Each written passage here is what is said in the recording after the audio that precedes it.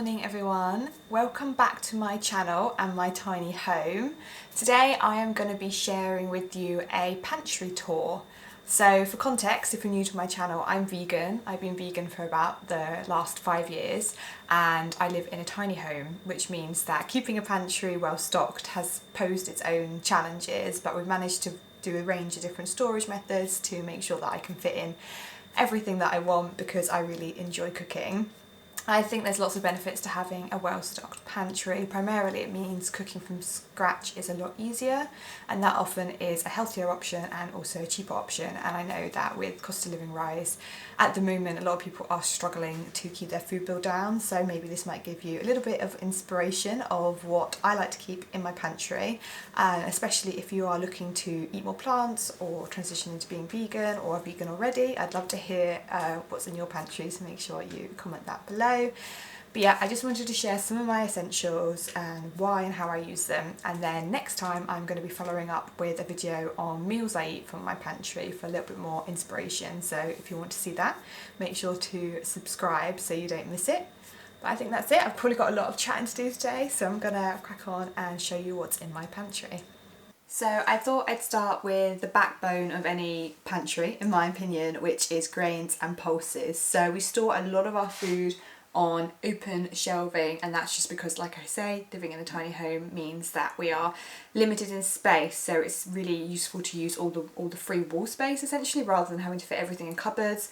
And personally I really like the aesthetic of open storage, as long as you can keep things neat. And I think it might be Marie Kondo that says it, you know, the way of organising your kitchen, basically keep out things that you are nice to look at and put away things that are less nice to look at. So I store a lot of my food in jars. That's useful for me because it means to make sure it lasts, keeps it airtight, and it also means I can keep an eye on levels, so I can just write things on my list as things are getting lower, and it looks a bit prettier as well, which is always good. A lot of these are actually thrifted, a lot of these I picked up secondhand, or I've had people give them to me, and then there's a few that I've done and bought new, so whole range. But anyway, let's show you what I have. So first thing is oats. If you've watched my channel before, you know I'm quite obsessed with oats. I have porridge pretty much every single day, and I also use oats a lot in my baking and making my own snacks and stuff. So oats is a massive essential, which is why it's in the biggest container. And in terms of rice, I have two types. So I have basmati rice and I also have risotto rice. And then other grains I have is bulgur wheat. So this is a great grain, it's really versatile, you can put it in all sorts of things. I often have it with roast vegetables or salads. It's a really nice texture and flavour, and I often cook it up in bulk and then have it as a grain through the week, and yeah, and it's quite a cheap grain as well, so that's good, and it's a bit more nutritious than couscous, I think. I'm not a nutritionist, I should preface this with this video, but from my understanding I think it's slightly more nutritious, and I think it's yummier than couscous as well. And then the last two grains I actually have in these different containers, just because I found these in charity shops basically, and I think I got some of these from Tesco or the supermarket, so they're less useful because you can't see the levels, but they do have clear tops, so they're not too bad. So I've just got ones I use less basically. So quinoa is obviously amazing, everyone talks about it, but it is more expensive, so I tend to use bulgur wheat more just to save money, but I do use quinoa occasionally, and it's obviously a great superfood. And then pearl barley are actually quite new to my pantry because I want to start, well, I already make some nice soup with pearl barley, so nice thing to add to my pantry. And then in terms of like legumes, lentils, etc., I've got a lot of them in tin form, but I do have some dried, and I basically just keep a stock of green lentils and red lentils. So it depends on what you want to do, so pros and cons to both. Red lentils are much quicker to cook, and if you want what's the sort of texture, how to describe that, it kind of disintegrates a bit more, it doesn't hold its shape like green lentils does, so it's quite nice in soup. Whereas green lentils, if you want the lentils to hold their shape a bit more, so I use these in like shepherd's pie and my lentil ragu, which is like a pasta meal.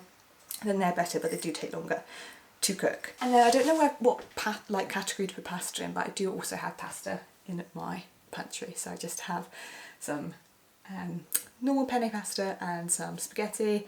Yeah, that's pretty much all my grains and dried legumes. Okay, moving on to tins. So I keep all of my tins in our main food cupboard, and I try not to have too many because they do take up quite a lot of space, but I try to have a nice range. A lot of them are my favourite food to eat, which is different types of beans. So I always have black beans in my pantry. This is good for chilies, and also I make a burger recipe with black beans, and similarly I also always have kidney beans in my pantry. And then in terms of white beans, I always have chickpeas. What vegan doesn't? It's just a fantastic source of protein, and all of this is so cheap to get as well. And then I also have butter beans. I often also have cannellini beans quite a lot, but I've run out of those at the moment. And then I also have good old-fashioned baked beans for when you need some beans on toast, which I think is a very British thing. So if you, I know, got a lot of people from America and stuff, do you have beans on toast, or is that literally just British? I don't know, but I was always got to have some of those in my pantry. And then other tin staples are chopped tomatoes. I have sweet corn, which I don't always have, a bit of a random one. I think I'm going to make my own pizzas. I think that's why I had it. And then I also always have coconut milk. So I often have like the coconut milk in the tin, but I also have the creamed coconut. And this is primarily because some of the curries I make, I don't like them to be too watery, and I find if you put coconut milk in, they can be a bit watery, whereas this is less so. So yeah, I always have those in my pantry as well. So I've lumped this next category together a bit, but this is essentially my oils and like my condiments and my spreads and things like that. So I keep all of these in the cupboard, but I use this to stack most of them, which is really handy because I have fairly tall cupboards. So again, it's a really good use of space. I got this in the range really cheap actually, so I would recommend looking into more clever storage solutions if you have a small space. But basically what we have here is we have the two types of oil I use. So I use extra virgin olive oil for most of my cooking, and then I also use coconut oil in bits and bobs, so it's quite a nice base for curries, but it's also, I use it in baking quite a lot. And then I've got two vinegars back here. So I have my apple cider vinegar and my balsamic vinegar. Both I mostly use in dressings or marinades, so I use both in a lot of my tofu marinades. I also have even tahini. I need to get into this a bit more because I need to find more recipes and stuff for it, but I have used it before for dressings and also making my own hummus. I've got soy sauce that I use all the time, obviously in stir fries, but also in things like dressings. And then I've got some lemon juice back here. I tend to have fresh lemons a lot of the time, but it's nice to have this on hand if you just need a little dash of lemon juice on something. So I sometimes put this over like my Buddha bowls with some salt and pepper, and obviously I use that in marinades quite a lot. I've got tomato ketchup, which isn't super healthy, but occasionally we do a sort of freezer meal night with chips, and that's nice to have that. And then I have agave nectar. No, that's not how you say it. Agave nectar. That I use as a sweetener in baking and also in using in marinades and dressings. So I keep that in my normal pantry as opposed to my baking section, which I'll be showing you shortly. And then in terms of kind of spreads, I'm quite minimal, so I just have Marmite. Are you a lover or hater? I'm keen to know. I'm very much a lover. And then I have peanut butter and almond butter that I use for various things. I eat them themselves. I really like almond butter in smoothies and also with like chopped up apple, and I like peanut butter on toast, but also I use both in baking a lot of the time as well. So that's those. So moving on to herbs and spices, we keep these again using this little bit of wall space here. This is really handy. My partner made this spice rack, which is really nice. I keep my kind of herbs on the top. So up there I've got basil, oregano, mixed herbs, thyme, coriander, my garlic granules and my rosemary. I use all of them to varying degrees. I think the basil and the oregano I probably use, and the coriander in curries, I probably use those the most. Rosemary less so. Garlic granules I use quite a lot. And then we've got more of my spices in the middle there. So we've got my cumin, my cinnamon, cumin seeds, coriander seeds, garam masala and turmeric. I use a lot of those. I don't use the cumin seeds and the coriander seeds as much, but I do use them enough to have them in my pantry because we are short of space, so we have to be particular. And then I don't always have all these up here. But I just thought I'd show you. So these are a bit big just to keep up here. So I usually have these two in the cupboard. So that's my nutritional yeast. That's great in your vegan pantry. That gives things more of a cheesy flavour. So it's a really nice thing, and it's also got lots of nice nutrients in it. And then I have like, if you don't know, the Bisto beef gravy is accidentally vegan. So again, with sausage and mash, that's quite nice. I would like to make my own gravy a bit, but at the moment I'm just using that. This is not my favourite stock, so I usually have different stock, but this is all I could get in the shop. I need to go to the big supermarket to just get the stock I like at the moment, so that's a bit sad, but I always have some sort of stock. I also have salt, but I keep that in the cupboard because we suffer from damp in the tiny home, so I'd like to keep it away from any moisture of cooking. So obviously I have salt and then ground pepper as well. Now moving on to baking bits and pieces that I keep in my pantry. I always have a plain flour, a bread flour, that's new because I started making some of my own bread, and I normally have a self-raising flour, but that seems to, I think I ran out, so I usually have self-raising flour as well. I also have corn flour, which I don't know why is with the baking stuff, because it's not really a baking so much ingredient. By the way, I use my own, I bought a labeler, which is to make my own labels, which for the flours is really handy because they can get mixed up, and they did the other day. I actually accidentally gave my partner bread flour rather than self-raising flour when he wanted to bake a cake with his daughter, so that didn't turn out great. So yeah, it's handy to label, and I like the look of it, so I'll link the one I've got down below. And in terms of sugars, I have caster sugar, brown sugar, so light brown sugar. This is great in flapjack and also banana bread. And then I have icing sugar. I just had it for one recipe, but I can't stick it. It just came out in this block and it stayed like that, so I'm not sure if it's okay. But yeah, that's not something I always have in my pantry, but I will use it if I can. And then I also have some golden syrup as a sweetener. Again, I mostly use that in flapjack. I have baking powder. I also have bicarbonate of soda, but I mostly use that for cleaning actually, so that's with my cleaning bits and pieces. I have some vanilla extract, some cocoa powder, and then I've just also got some yeast because, like I say, I'm making flatbread primarily, but I do want to get into making more bread, so I've got that for that. And that's all my baking pieces. So moving on to nuts and seeds and dried fruit now, which again takes up quite a lot of my pantry, and I've been slowly adding these to my pantry. I never was a massive person when it came to eating nuts themselves, but I use them a lot in my baking now, which means I eat them a lot more, and they're a great source of like proteins and good fats and stuff. So in terms of fruit, dates is an absolute powerhouse in my pantry, and I don't really eat these as they are, but I put them in so many different baking recipes, particularly when you make your own like energy bars and things like that, because they are a great gelling agent, and I always have dates in my pantry. I also always have raisins. I have these every day because I have these with my porridge in the morning, and cranberries, I have these less often, but I often put these in my baking, like flapjacks and things like that. And then for nuts, I've got walnuts, and then I've got some in different containers here, so I keep my walnuts up and accessible because they're one of my most used nut, and then the rest of these I actually keep in a drawer, and I bought these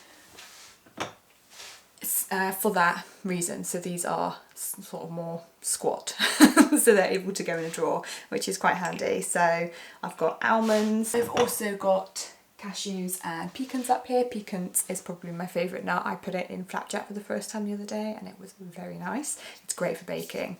I also have pine nuts, which are a complete luxury because they are extortionate, but I was in Aldi the other day and I saw some and I thought, right, why not? Let's treat myself to some pine nuts, which is obviously great with pasta.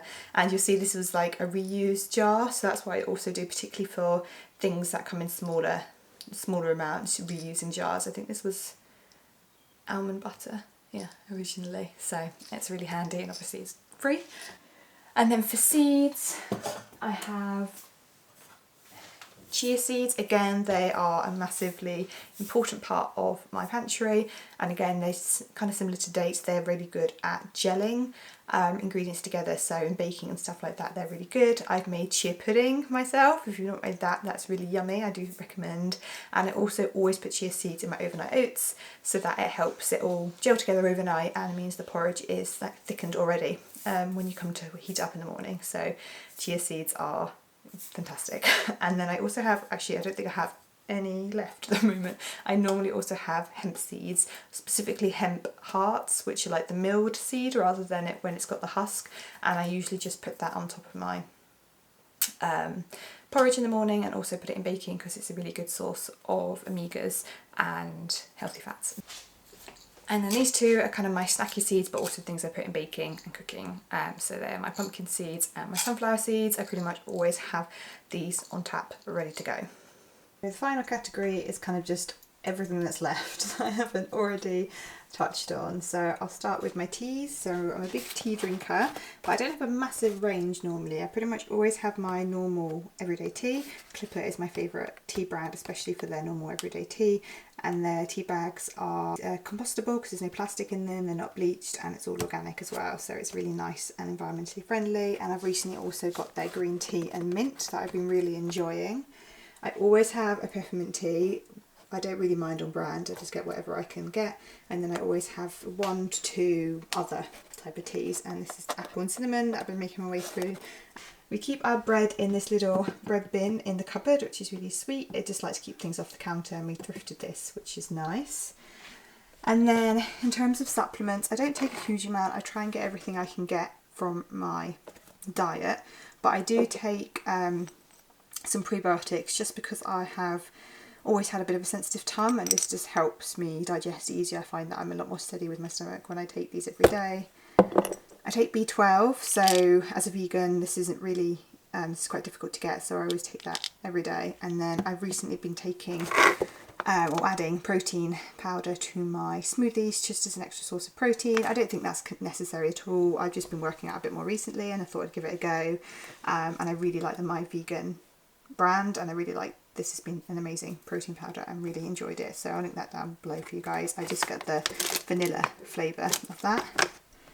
I always keep some long life milks, plant milks in my cupboards as well as in the fridge, so I always have a soya and an oat. That's Tesco and Aldi. I do prefer Oatly as a brand, but it's a bit more expensive at the moment, so I mix and match and mostly get that when it's on deal. I keep my biscuits. I think I've just got some Hobnobs in there, and I usually keep that up here because that's really pretty, and that I got that from Etsy again if I can find it. It was a while ago now. I'll link it below because it's just a really beautiful rustic biscuit tin, and it was really reasonably priced if I remember rightly. And then I have this little container for snacks, which at the moment is just more loaf. I sometimes have like Trek bars and little Nairn's oatcakes and stuff like that. I do make quite a lot of my snacks myself from scratch, but at the moment I seem to just have malt loaf in there, but I keep that in the cupboard as well. And I think that's about it for my pantry tour. So I hope you enjoyed my wee pantry tour and it gave you a little bit of inspiration of what you might want to have in your pantry, and please do share your own pantry essentials below. I'd love to hear them, and as I said earlier, do subscribe if you would like to see my next video, which will be cooking meals, etc. from my pantry to show how versatile and useful a pantry can be. But thank you very much for watching. That's it from me this week, and I will see you guys next week.